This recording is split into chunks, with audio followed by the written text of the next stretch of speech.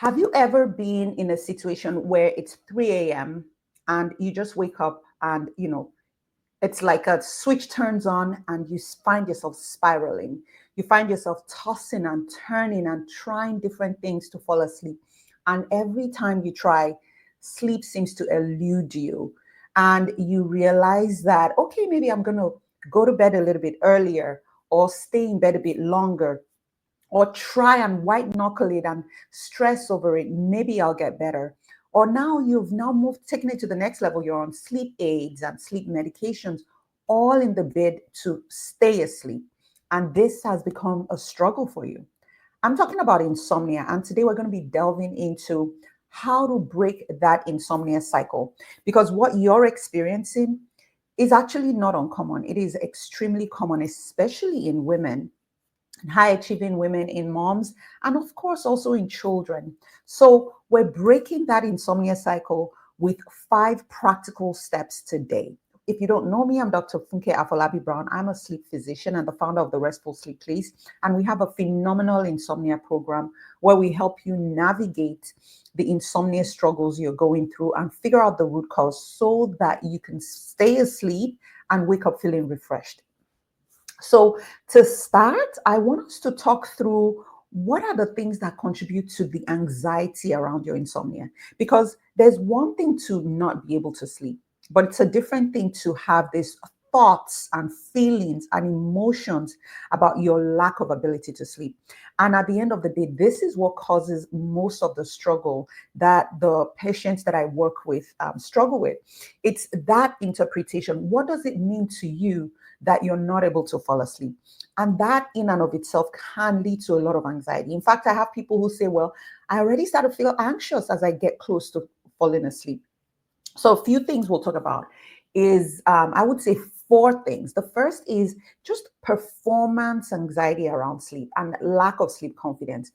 I don't know, I'm going to wake up at 3 a.m. I always wake up at 3 a.m. And so you sort of start to anticipate that and have that thought that your sleep is broken. Another reason that people tend to have a lot of anxiety is clock watching. So imagine that you wake up again, 3 a.m. is the most common time, and you look at the clock and it is 3 a.m. Now it's 3:15, now it's 3:30, and now it's 3:45, right? You start to spiral because now you're like, oh my goodness, I have to wake up by 5:30 and I already just have only 1 hour to get the sleep thing together. And then you start to feel very anxious. That makes your sleep worse. And then another thing is catastrophic thinking. Oh my goodness, my life is almost over. I can't sleep. It's going to be a horrible day. And we start to catastrophize, like the worst possible scenario. We start thinking about it regarding our sleep. And then another thing is really worrying about the day. What's going to happen during the next day? I might not wake up to my alarm clock, or I might, get into a car accident. I might not be able to just get through the day. And then, that then leads to anxiety around health impacts, right? You've read that if you don't sleep well, you get dementia. Oh my goodness, now I'm going to have dementia. All these thoughts around what happens because you can't sleep ends up creating more anxiety that makes it even harder to sleep. So this is the cycle that we have to break, and this is how we break that insomnia cycle. So how do we break that insomnia cycle? Now, there is a program that we use at the Restful Sleep Place, and I'm going to tell you all about it. It is based on the cognitive behavioral therapy for insomnia framework, but we really kind of modified significantly to meet your specific sleep needs. So let's talk about cognitive behavioral therapy for insomnia. This is completely different from cognitive behavioral therapy, right? They are sort of in the similar field, right? You may work with a psychologist, they talk through thoughts, feelings around maybe anxiety or things you're experiencing during the day. But in this, with CBT-I, we're really focusing on your sleep. So what are the components? Cognitive behavioral therapy for insomnia. So it's really 5 things. The first is the cognitive restructuring. And so with this, we're thinking about, what are the thoughts that you have and your perception of what's going on with your sleep. So that's cognitive restructuring. And I'll delve into that a little bit more. Then we talk about psychoeducation. So what is that? That's the basic education about how sleep works. What's your sleep drive like? What does it look like to fall asleep and stay asleep? During that psychoeducation, you also hear about sleep hygiene. So that's a component of improving your insomnia. But of course, we know that that does not fix insomnia. So everybody, if sleep hygiene fixed insomnia, oh my goodness, that would be incredible. But usually it doesn't. But it's still a part of it, like drinking caffeine, all of that stuff.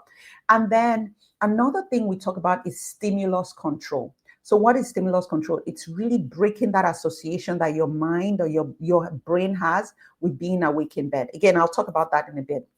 And then we have what we call sleep restriction. I usually call it bedtime compression or bedtime restriction. And then the fourth thing is relaxation strategy. So let's go all the way back to the top. So cognitive restructuring.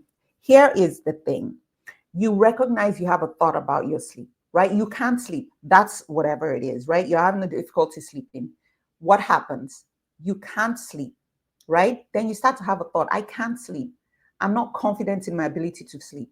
And what does that create in you? Feeling of defeat, feeling of frustration, feeling of, I just can't do this, right? Sometimes you may feel anxious, you may feel depressed. So you had something happen that created a thought around that issue, and it's creating feelings that affect your sleep. So when we talk about cognitive restructuring, it's really around recognizing those thoughts that are not conducive for sleep and providing alternative thoughts. This is a big major part of what we do. So I can't sleep. What does that mean, right? I can't sleep tonight in this moment. What does that mean? And we offer alternatives. Let me give you an example. You have a thought, I need 8 hours of sleep or I'm going to die, right? And that's the thought. And so when you get into bed and you don't get 8 hours, what's that going to create? It's going to create frustration. It's going to create maybe a sense of panic. You're going to try harder. And so then we want to offer an alternative. Say, but do you need 8 hours of sleep, right? Knowing that there's a range, 7 to 9 hours. And some people are shorter sleepers. And could it be that there are alternatives? And if you follow me on this channel, we talk about sleep quality. Could it be that it's not just sleep quantity? And so you sort of demystify that thought that's so sticky that makes you feel like, oh, I have to get 8 hours of sleep. Otherwise, it's never going to work. Listen, this is so important. I have people who sleep 9 hours of sleep and they still have insomnia because of the thoughts they have, right? So it's not so much about you not sleeping. A lot of it is around your thoughts about that inability to sleep and what it's doing to you. This is so powerful. And if you can figure this piece out, you're on your way to la la land, like snoozing unstoppable. So this is so important. So cognitive restructuring is really a big piece of the work that we do. And it's really important to do that work, offer alternative thoughts and sort of demystify all of that and unpack it. It's important. You can't just suppress those thoughts or ignore them. You really have to lean in with curiosity and provide alternatives. So enough about that, okay? The second thing I talked about is psychoeducation, right? If you're binging on caffeine, alcohol, you're watching TV, doom scrolling on your phone, like those basics. So you want to make sure that you follow those things. Your room is cool, I would say almost cold, right? Optimal temperature. You want to make sure that your room is dark. You want to make sure there's not too much noise. And I have so many videos on creating healthy sleep habits. So basically that's what you want to make sure. You want to set the environment right? All the other things will not work as well if you're not setting that environment right. And then number 3, I said, is stimulus control. Okay, so think about this. There was an experiment that was done. It's called the Pavlov's experiment. This was a while ago, where they would ring a bell and then give some meat to, some dogs. And then what they realized is once they rang the bell, the dog would start to salivate even when there was no food.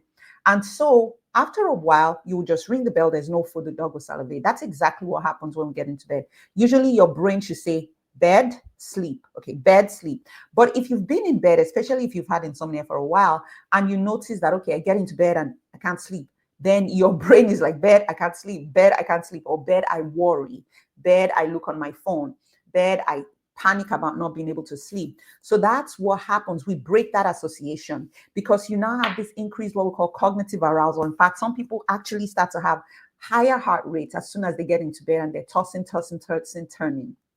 So the way it works practically is this. If you get into bed and you wake up in the middle of the night and, you maybe, check yourself, do a scan. If you need to use the bathroom, you use the bathroom, but you are unable to fall back asleep, and you're feeling like you're tossing and turning. Some people will say, well, if you've been in bed for 20 minutes, I already told you need to get rid of the clock. Or if I didn't, you do need to get rid of the clock and stop clock watching. There's no point doing math in the middle of the night.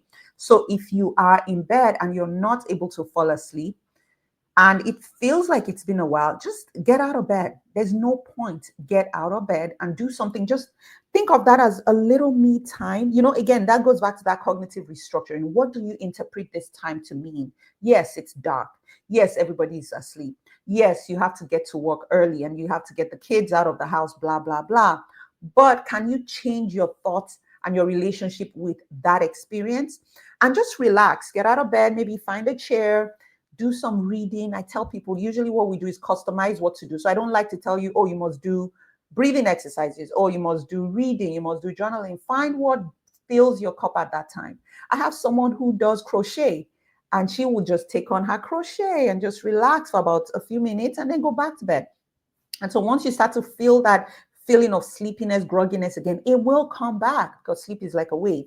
You just get back into bed and you continue sleeping. Now, here's the thing. You're going to have to wake up at the very same time. And when you start this exercise, you may feel like you're repeating the cycle over and over and over again, but stick with it. It works. And then the fourth thing is what we call sleep or bedtime restriction. So the idea is most people think, oh, I'm going to be in bed for 9 hours. And my hope is maybe I'll get some 5 hours out of there, right? Because I have bad sleep. But what that does is it drops your sleep efficiency. And when we work with you at the Restful Sleep Place, we actually track your sleep. We use a dashboard where you're inputting data so we can look objectively and say, this is your sleep prescription. This is the amount of time sleep you need. This is when you need to get into bed for now. This is when you need to get out of bed. So we kind of condense the time you're in bed to match the time you're sleeping as much as possible. And then we slowly work on increasing it so that we get to your goal amount of sleep. But if you're sleeping 5 hours right now, there's no point staying in bed for 9 hours. It's just a waste of energy and a waste of sleep efficiency. So the goal is to make your sleep as efficient as possible. And then the last thing is relaxation exercises. So if you notice when you wake up in the middle of the night, you might feel a little bit anxious, you may feel a little bit stressed out about the situation. And so this is kind of similar to that cognitive restructuring. So you're working on your mind, but now you're saying, how can I decrease that arousal state that I'm in? And there's so many different methods. I can tell you there's no one perfect method. One of the ones I like is breathing exercises. So you may want to do some deep diaphragmatic breathing, right? You may do the box breathing where you're breathing across a sort of an invisible box. So, and you count 4, and then you count 4 down, you count 4 across, you count 4 up. That's another way. Another thing that we do is what you call progressive muscle relaxation. And this is just so amazing. I never get all the way to the top. So you literally, what happens is you start from your feet and you kind of, tense and relax your feet all the way gradually until you make your way up. You go all the way to your calves, go all the way to your thigh, go to your abdomen, and you're tensing and relaxing, feeling how it feels. And the idea is you're dropping into your body, because many times with the anxiety you have around sleep, you're like all over the place. You're never in this present moment. So this really allows you to drop into your body and really relax your body.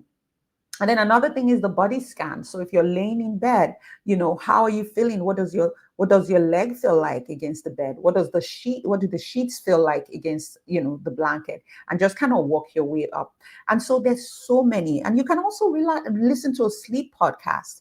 So there are many ways. You would have to tailor what will help you relax to you. And this is something that we do. We customize a plan for you at a Restful Sleep Place, but you can find what works for you and then you do it. So when you've done this, one of the other things you want to make sure is the consistent. So around that sleep prescription, we lock your sleep in. So even if you had a rough night, you want to wake up at the same time. You don't want to just like, oh, I'm just going to sleep in because I had a rough night. No, because we're teaching your body clock to reset itself. So that is something that's super duper important. And then, there's sleep supplements, there's sleep aids, there's sleep medications. But I would say those are viable options. And I will tell you, as a sleep physician who also offers cognitive behavioral therapy for insomnia in my practice, the Restful Sleep Place, that there are situations when we need to put you on a medication temporarily just to take the edge off. But the goal is, if you ever start a medication, the next question is, how soon can we get you off? So it's really important to make sure that you have that kind of relationship with your doctor, who's taking care of your sleep issues. And I would say this is really, if you have insomnia, we know you have insomnia. There are other reasons why you might be waking up. You might have a sleep disorder. So this is where, before you even embark on any treatment, you do want to rule out any sleep disorder, any nutritional deficiency. You might need a sleep study depending on the symptoms you have. So it's really important that you have a holistic view about your sleep. And this is really something that I teach all my patients. And this is why we have multiple prongs in terms of our approach to treating patients who have sleep issues. So I hope this has been helpful. We talked through a lot. And I think at the end of the day, realizing that you have insomnia, you're not an insomniac. Don't define yourself by a condition. And this is something that you can absolutely overcome. And if you practice this, if you put this into practice from a place of grace and curiosity, so you're not putting yourself under pressure, imagine what it would feel like to now be able to wake up feeling refreshed, ready to take on your day. You're on your best, in terms of alertness, you're most alert. And like one of my patients, you're able to be there for your children and do the things that matter most to you. This is something I know that you can have. And if you're looking for the guidance to be able to accomplish this, then give us a call or come check us out at the Restful Sleep Place, therestfulsleepplace.com, or 215-607-8297. One thing that we do really well is personalize your sleep and wellness journey. And so we'll be more than happy. And we have our comprehensive insomnia program, which tackles this in a lot more detail. So hopefully, again, this has been helpful. Share this to those in your world. If you have people struggling with sleep, this is a great place to start. Let me know how it resonates. Let me know what your takeaways are. And until next time, I hope you rest well.